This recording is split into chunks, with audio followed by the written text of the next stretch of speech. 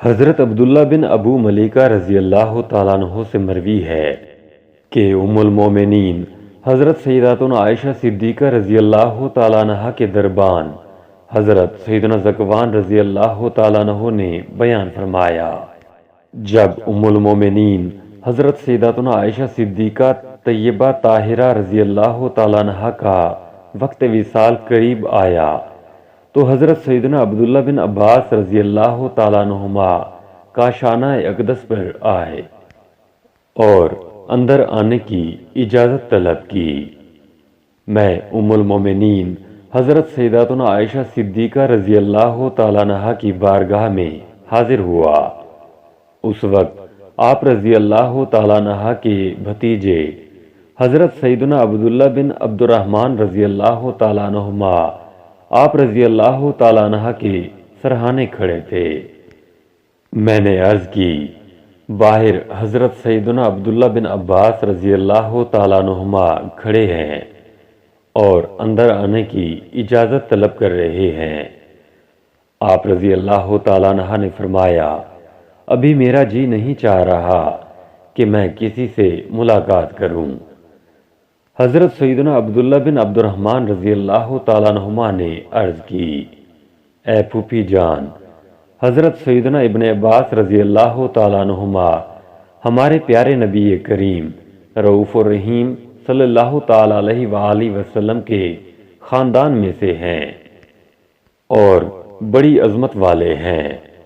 وہ آپ کے پاس آ کر آپ کے لیے سلامتی کی دعا کریں گے۔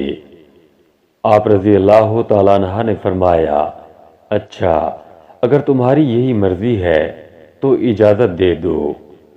چنانچہ اجازت ملتے ہی حضرت سیدنا ابن عباس رضی اللہ تعالیٰ عنہما حاضر خدمت ہوئے اور عرض کی، آپ رضی اللہ تعالیٰ عنہ کو خوشخبری ہو۔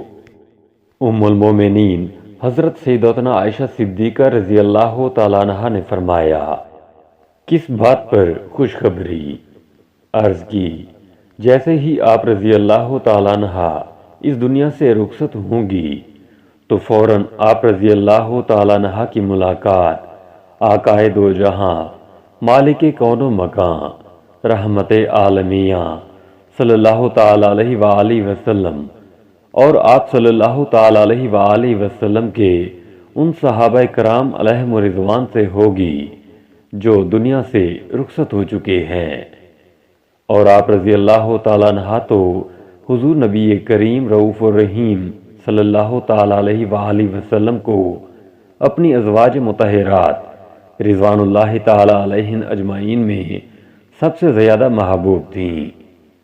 آپ رضی اللہ تعالیٰ عنہ تو طیبہ و طاہرہ ہیں، کیونکہ حضور صلی اللہ تعالیٰ علیہ وآلہ وسلم خود طیب و طاہر ہیں، تو طیبین کے لیے طیبات ہی ہوتے ہیں۔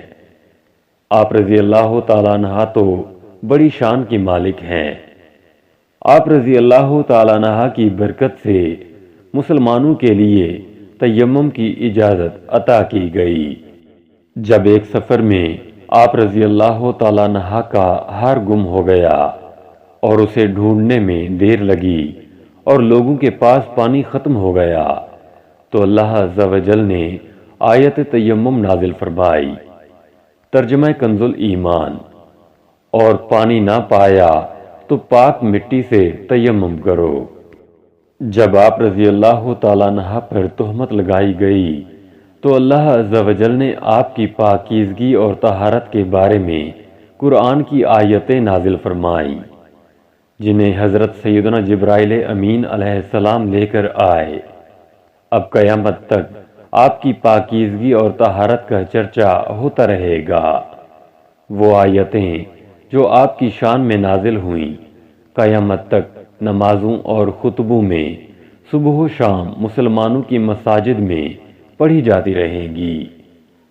یہ سن کر ام المومنین حضرت سیدتنا عائشہ صدیقہ طیبہ طاہرہ رضی اللہ تعالیٰ عنہ نے فرمایا، اے ابن عباس رضی اللہ تعالیٰ عنہما، میری تعریف نہ کرو، قسم ہے مجھے میرے اس پاک پروردگار عز و جل کی جس کے قبضہ قدرت میں میری جان ہے۔